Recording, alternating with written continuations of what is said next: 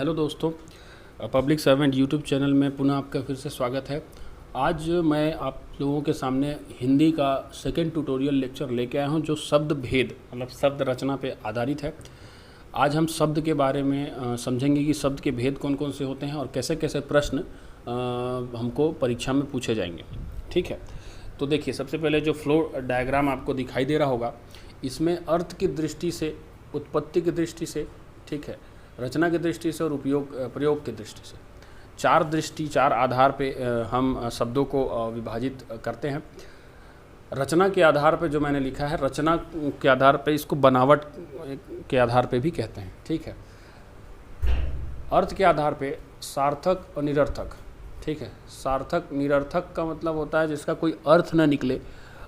ऐसे शब्दों को इसमें हिंदी में मूलतः मतलब नहीं अपनाया गया है, परंतु अलग अलग स्थानों पर बोलचाल के रूप में प्रयोग किए जाने वाले शब्द जिनका कोई मूल अर्थ नहीं निकलता, उनको भी हिंदी में शामिल किया गया है। जैसे अगर मैं बोलूँ रोटी वोटी, पानी वानी, ममता वमता, तो इसमें रोटी वोटी ममता और वानी ये सब का कोई अर्थ नहीं निकलता, लेकिन इसको फिर भी बोलचाल में प्रयुक्त किया जाता है, तो इन्हें निरर्थक शब्द कहा जाता है। और सार्थक में तो बाकी सारे शब्द आते हैं। अब इनको मैं समझने के लिए हम लोग समझ सकते हैं कि एकार्थ जो एक अर्थ निकाले, अनेकार्थी जो अनेक अर्थ निकाले, पर्यायवाची मतलब एक का जो दूसरा स्वरूप होता है, और विलोम शब्द एक का जो विलोम होता है। तो इस तरह चार तरह के अंग इसके हो सकते हैं। उत्पत्ति के आधार पर जो भेद हैं, उत्पत्ति के आधार पर भेद में ये चारों जो हैं, ये भेद बहुत महत्वपूर्ण है। तत्सम तद्भव देशज विदेशज, जब इस चैप्टर से, इस भाग से हिंदी के प्रश्न जब आते हैं परीक्षाओं में, तो तत्सम तद्भव देशज विदेशज से प्रश्न जरूर देखने को मिलते हैं। ठीक है, तो आगे मैं पूरा इसका एक्सप्लेनेशन दूंगा आप लोगों को। रचना के आधार पर यह भी एक महत्वपूर्ण सेगमेंट है। रचना के आधार पर रूढ़, यौगिक और योग रूढ़, आगे पूरा चीज़ क्लियरली मैं समझाऊंगा। ये दोनों बहुत इंपॉर्टेंट है, इसमें हम लोग को डिटेल चर्चा करनी पड़ेगी। प्रयोग के आधार पर, अगला प्रयोग के आधार पर विकारी और अविकारी, इस तरह के दो मतलब विभाजित, मतलब दो रूप में इसे विभाजित होता है शब्द जो है। लेकिन विकारी में मतलब जो विकारी अर्थात जो जगह जगह पे परिवर्तित हो जाए, और अविकारी मतलब जो अपरिवर्तित रहे, अचर रहे। ठीक है, आगे बढ़ते हैं। अब शुरुआत करते हैं। इसमें देखिए जैसे कि शब्द अर्थ के आधार पर दो भाग में बटा, कौन कौन सा, सार्थक और निरर्थक। ठीक है, अब सार्थक और निरर्थक में जैसे कि मैंने पहले ही क्लियर कर दिया कि जो अर्थ निकले है ना, उसका वो सार्थक निकलेगा, और जिसमें कोई अर्थ नहीं होगा लेकिन ये प्रयोग स्थान के आधार पर बोलचाल की भाषा में प्रयुक्त होगा, ऐसे सब निरर्थक कहलाएंगे। जैसे फटाफट, चटाचट, धर धर। तो इसी तरीके से जैसे मैंने पिछला एग्जांपल दिया वो भी ठीक है, रोटी वोटी, पानी वानी, ममता वमता, इसमें आप ध्यान रखिएगा, है ना। अगला जैसे इसमें है कि उत्पत्ति की दृष्टि से सबसे महत्वपूर्ण भाग है, हिस्सा है इस लेक्चर का, तत्सम तद्भव देशज और विदेशी। बिल्कुल ये चारों चीज़ को पहचानने के तरीके आपको मैं बताने जा रहा हूँ, और इन पहचानने के तरीके बस आपको ध्यान रखना है, क्योंकि इसमें जो प्रश्न पूछे जाते हैं वो प्रश्न ऐसे होते हैं, आपको कोई भी शब्द दे दिया जाएगा और पूछा जाएगा सीधे सीधे कि वो शब्द जो है वो इन चारों में से वो शब्द जो है क्या है, सीधा सीधा शब्द। तो मैं पहचानने के तरीके आपको बताऊंगा कि कौन सा शब्द तत्सम होगा, कौन सा तद्भव, कौन सा देशज और कौन सा विदेशी। ठीक है, तो देखिए तत्सम शब्द, सबसे पहले हम लोग शुरू करते हैं तत्सम। तत्सम जो है वो संस्कृत के ऐसे शब्द जिनका ज्यों के त्यों उसी रूप में हिंदी में जिनको अपना लिया गया है, ग्रहण कर लिया गया है, उपयोग किया जाता है। ठीक है, ऐसे शब्दों को हम तत्सम बोलते हैं। जैसे उनका विकृति नहीं हुआ, उनमें विकार उत्पन्न नहीं हुआ, उनमें परिवर्तन नहीं हुआ। ठीक है, जैसे अगर यहीं पे बात करें कि मयूर, ठीक है, अब इसके साथ में लेकर के चलते हैं तत्सम और तद्भव को। जैसे मैंने बताया कि जिनको मूल रूप से वैसी रूप में प्रयोग किया गया है वो तत्सम है, लेकिन जिनको बदल के प्रयोग किया गया है वो क्या है, तद्भव है। ठीक है, जिनको बदल दिया गया है, संस्कृत के मूल रूप में नहीं है। जैसे मयूर एक तत्सम शब्द है, संस्कृत का शब्द है, इसी को मोर कहा गया है तद्भव में। ठीक है, अब जैसे यहीं पे बात करते हैं, जैसे नहीं लिखा हुआ है, लेकिन अगर अग्नि को कहूँ तो अग्नि तत्सम होगा, और यहाँ जैसे आग लिखा हुआ है, ये आग क्या है, तद्भव होगा। ठीक है, इसी प्रकार से जैसे वानर, बंदर, ये तत्सम है और ये तद्भव है। इसी तरीके से जैसे और मैं क्या क्या बताऊँ आपको, जैसे चाँद। एक चीज़ और ध्यान रखिएगा पहचानने के तरीक़ों में कि जहाँ भी आपको चंद्र बिंदु मिले, ठीक है, चंद्र बिंदु जहाँ मिले वो बिल्कुल आप उसको आँख बंद करके तद्भव मार देना, ठीक है। चंद्र बिंदु उसमें हो ही नहीं सकता। अब जैसे चंद्र की बात करूँ मैं, चंद्र अगर मैं बोलता हूँ तो चंद्र तद्भव तत्सम होगा और चाँद जो है वो तद्भव होगा, है ना। देखिए और कुछ चीज़ें हमको ध्यान में रखनी है कि जैसे आधा वर्ण अगर मिले, ठीक है, जैसे अमूल्य का आधा वर्ण मिला, ठीक है, इसी प्रकार से अगर हमको ज़्यादातर आधा वर्ण मिलता है, ठीक है, जैसे न्यून मतलब कम, है ना। इसी प्रकार से बहुत सारे ऐसे शब्द होते हैं जिसमें आधा आधा वर्ण दिखाई देता है, तो ऐसे शब्द तत्सम होते हैं, पूरे नहीं, लेकिन बहुतायत, ठीक है। तो पहचानने के तरीक़ों में ये भी आ जाएगा। बाकी मैं इसके बाद जो वीडियो डालूंगा उसमें मैं शब्द रचना से संबंधित हर तरह का जो ऑब्जेक्टिव पूछा गया है वो आपके सामने लेकर के आऊँगा और उसमें पहचानने के तरीके बताऊंगा। तो ये दोनों लेक्चर अगर आप देख लोगे तो शब्द से रिलेटेड कभी भी कोई भी गलती किसी पेपर में नहीं होगा, ठीक है। तो निश्चिंत रहिए, उसके लिए प्रैक्टिस हम पूरी करेंगे, ठीक है। क्योंकि नंबर लाने की का जब आपसे मैं प्रतिबद्धता दिखाया हूँ तो आप लोगों को प्रैक्टिस करवाने की भी प्रतिबद्धता, क्योंकि उसके बिना पूरा नंबर नहीं लाया जा सकता, ठीक है। केवल लेक्चर अटेंड करने से पूरा नंबर नहीं आता है और प्रैक्टिस आप लोगों को सटीक करवाऊंगा ताकि कम से कम प्रैक्टिस में ही आप वहाँ पे जज कर सको क्वेश्चन को, ठीक है। अब तद्भव तत्सम हो गया। अब देखते हैं देशज और विदेशज। तो देशज और विदेशज नाम से ही क्लियर है कि हमारे ही देश की भाषाओं से जिनकी उत्पत्ति हुई है उन्हें देशज कहा जाता है, ठीक है। और विदेशज मतलब जो हमारे देश की भाषाएं नहीं है, दूसरी भाषाओं से जो हमारे भाषा में आ गए हैं अपने आप, उन्हें हम विदेशी कहते हैं, ठीक है। तो जैसे दुआ, थोथा, लोटा, ये कुछ उदाहरण है, अलमीरा, अल्पिन, ठीक है।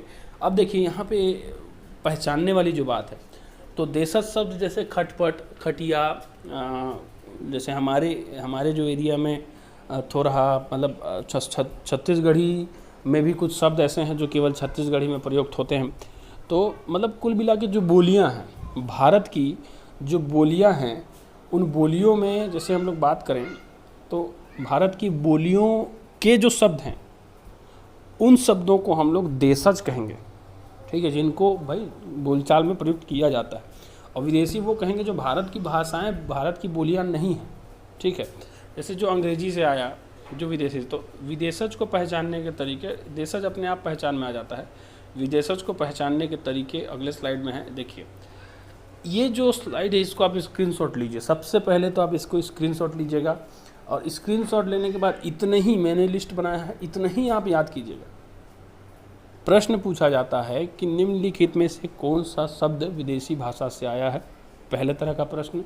दूसरा तरह का प्रश्न पूछा जाता है कि निम्नलिखित ये मतलब क्या सीधा पूछ देगा कि चाकू किस भाषा का शब्द है, या डेल्टा किस भाषा का शब्द है, या फ़कीर किस भाषा का शब्द है। तो ये जो लिस्ट है ये बहुत इंपॉर्टेंट होने वाला है और अक्सर इसमें बहुत कन्फ्यूजन होता है। हम चीनी को यूनानी मार देते हैं, अरबी को तुर्की मार देते हैं और फ़ारसी को हम अरबी मार देते हैं, ठीक है। तो इसको बिल्कुल स्क्रीनशॉट लेके रखिए और इसको बार बार पढ़िएगा, आपको पूरा याद हो जाएगा। या तो अभी देखिए जैसे अंग्रेजी, इतना ही याद रखना है, इसी में से इससे बाहर नहीं जाएगा क्वेश्चन, ठीक है। तो देखिए अंग्रेजी मतलब जैसे कॉलेज हो गया, अंग्रेजी सबसे आसान है, अंग्रेजी तुरंत याद होगा। अंग्रेजी मतलब जैसे कॉलेज, पेंसिल, रेडियो, टेलीविज़न। आपके आज के समय में हिंदी के बाद सबसे ज़्यादा प्रयोग किया जाते हैं, हम लोग सब समझते हैं वो अंग्रेजी ही है, ठीक है। तो सिगरेट हो गया, साइकिल हो गया, बोतल हो गया, सब मतलब जानते हैं कि ये सब इंग्लिश है, तो इंग्लिश समझना बहुत आसान है। इसके बाद जैसे फ़ारसी, अरबी। अब देखिए फ़ारसी अरबी आपस में एक समान लगते हैं, तो बिल्कुल ये दोनों सेक्शन को आप लोग एकदम ध्यान से रटिएगा कि ऊपर क्या लिखा है और नीचे क्या लिखा है। कई बार हम लोग पेपर में क्या होता है ना कि ऊपर वो लिखा था और नीचे वो लिखा था, ऐसे करके याद आता है, ठीक है। जैसे एग्ज़ाम में आपके सामने आएगा कि कानून जो है किस भाषा का शब्द है, पहला ऑप्शन रहेगा अरबी, दूसरा ऑप्शन रहेगा फ़ारसी, तीसरा ऑप्शन रहेगा तुर्की और चौथा ऑप्शन रहेगा पुर्तगाली। तो आपको ये ध्यान आएगा कि नहीं दूसरे नंबर में लिखा था कि मतलब फ़ारसी के बाद वाले सेक्शन में लिखा था कानून, तो इस टाइप का, ठीक है, हम लोगों को ध्यान में रहता है। तो इसीलिए सेलेक्टेड जो इससे बाहर ना जाए, ऐसा नोट्स मैंने तैयार किया, ठीक है। तो आप इसको बिल्कुल आप मेमोराइज़ कर लीजिएगा, ठीक है। फारसी में अनार आएगा, चश्मा आएगा, ज़मींदार आएगा, दुकान आएगा। अब यहाँ पे एक चीज़ ध्यान देने वाली बात है, औलाद इसमें आ रहा है, अमीर इसमें आ रहा है, कत्ल इसमें आ रहा है, कलम इसमें आ रहा है। मतलब इनमें ना किसी तरीके का कोई मतलब शाब्दिक कोई अंतर नहीं दिखता है, ठीक है। और कुछ कुछ चीनी में जैसे तूफ़ान आएगा, लीची आएगा, चाय आएगा, पटाखा आएगा, है ना। यूनानी में टेलीफोन आएगा, टेलीग्राफ आएगा, एटम आएगा, डेल्टा आएगा, सब बिल्कुल याद रखिएगा। पुलिस, कारतूस, कार्टून, इंजीनियर, कर्फ्यू, बिगुल, ये सब इसमें आ रहा है, ठीक है। तो ये बिल्कुल आप इस पूरे मतलब विदेशी भाषाओं का जो सूची है इसको बिल्कुल आप मेमोराइज़ कर लीजिएगा, ठीक है, एकदम मेमोराइज़ कर लीजिएगा। मैं लास्ट कल के मतलब जो भी कल या परसों का जो वीडियो होगा उसमें मैं इसके सारे ऑब्जेक्टिव लेकर के आऊँगा, आप देख लीजिएगा, इसको आप याद करके रखिएगा। उसके ऑब्जेक्टिव आपसे ऐसे चुटकियों में बनेंगे, ठीक है। तो उसको बिल्कुल आप इसको याद कर लीजिए और देखिएगा तुरंत बनेगा, ये अक्सर पूछे जाते हैं, ठीक है। और अगर सहायक संपरीक्षक की परीक्षा में बात करूं तो 2-3 प्रश्न यहाँ से आ सकते हैं, ठीक है। तो आगे देखते हैं हम। देखिए, बनावट रचना के आधार पर 3 तरह के होते हैं, ठीक है। भाषा जैसे हमारा रूढ़ शब्द, यौगिक शब्द और योग रूढ़ शब्द, तीनों का बेसिक अंतर आप समझ लीजिए, प्रश्न बड़ा आसान रहता है। देखिए, तत्सम तद्भव देशज विदेशज में सीधा सीधा बहुत मुश्किल है कि हम लोग ये कैसे पहचान पाएँ कि वो कौन सा शब्द कहाँ आता है। ये आसान इसमें क्या है कि इसमें परिभाषाओं से ही हमको पहचानने का पूरा पता चल जाएगा कि हम लोग परिभाषाएं बस समझ गए तो हम बिल्कुल आसानी से पहचान लेंगे। जैसे जिसका कोई भी खंड, जैसे यहाँ आप देखिए, जिसका कोई भी खंड सार्थक न हो, जो कि परंपरा के किसी विशेष अर्थ में प्रयुक्त होते हैं, ऐसे लोगों को रूढ़ कहा जाता है। जैसे लोटा कल जल, मतलब अब इस डेफिनेशन से उतना क्लियर नहीं है ना, मैं आपको क्लियर कर देता हूँ कि जब हम किसी शब्द को टुकड़ा कर दें जैसे, तो उसका कोई अर्थ ना निकले। टुकड़ा करने के बाद उसके किसी भी शब्द का कोई अर्थ ना निकले, जैसे कि लोटा, लो और टा को मैं अलग अलग कर दूं तो कोई अर्थ नहीं निकलता है। वैसे कल है, वैसे जल है। इनको रूढ़ शब्द कहा जाता है, रूढ़, ठीक है। अगला जो है यौगिक, यौगिक अर्थात खंड उनके सार्थक होंगे तो यौगिक कहलाएगा। मतलब विद्यालय, अब विद्यालय में मैं जब बात करूं कि विद्या धन आलय, ठीक है, विद्या धन आलय, आलय का अर्थ होता है कि जहां विद्या मिलती है, ठीक है। दया सागर, दया का सागर, दया और सागर, या तो दया से भरा हुआ सागर, तो इस तरीके से हम लोग इन दोनों का अर्थ निकला। दया का भी एक अर्थ है, सागर का भी एक अर्थ है, इसीलिए ये यौगिक है। दोनों का तोड़ने से दोनों का विभिन्न अलग अलग अर्थ निकले तो वो यौगिक होता है। योग रूढ़, योग रूढ़ होता है ऐसे शब्द जो सामान्य अर्थ को छोड़कर के विशेष अर्थ का बोध कराते हैं, ठीक है। जैसे कि मतलब जैसे जो लिखा है वही अर्थ नहीं देता है, लेकिन कोई और अर्थ देता है। जैसे यहाँ जो है विद्यालय में विद्या और आलय दोनों का अलग अलग में जो मतलब है, जुड़ने के बाद भी वही मतलब। यहाँ दया सागर का एक साथ जुड़ के जो मतलब है वही, उनको तोड़ने से भी उनका अलग अलग में भी वही मतलब निकलता है। लेकिन पंकज जो है, पंकज में पंक मतलब होता है कीचड़ और ज मतलब होता है जन्म लेने वाला, परंतु जब हम लोग उसको जोड़ देते हैं तो उसका अर्थ निकलता है कि कमल। तो इसीलिए इसमें बस इन दोनों में इतना अंतर है, दोनों जुड़ने से बन रहा है। ये जुड़ने से नहीं बन रहा है, मूल है, लेकिन ये दोनों जुड़ने से बन रहा है। और इसमें यौगिक में जुड़ने के बाद भी वही अर्थ निकलता है उनका, मुक्त रूप से भी वही अर्थ निकलता है, परंतु योग रूढ़ में जुड़ने के बाद अर्थ बदल जाता है। मेरे ख्याल से ये बिल्कुल तीनों एकदम क्लियर हो गया होगा आप लोगों को। अब इसके बाद मैं जो भी आपको उदाहरण दूंगा, ठीक है, सब आप बना लेंगे। नहीं समझ में आएगा तो कमेंट कीजिएगा, मैं फिर से एक्सप्लेन कर दूंगा आपको अगले वीडियो में, ठीक है।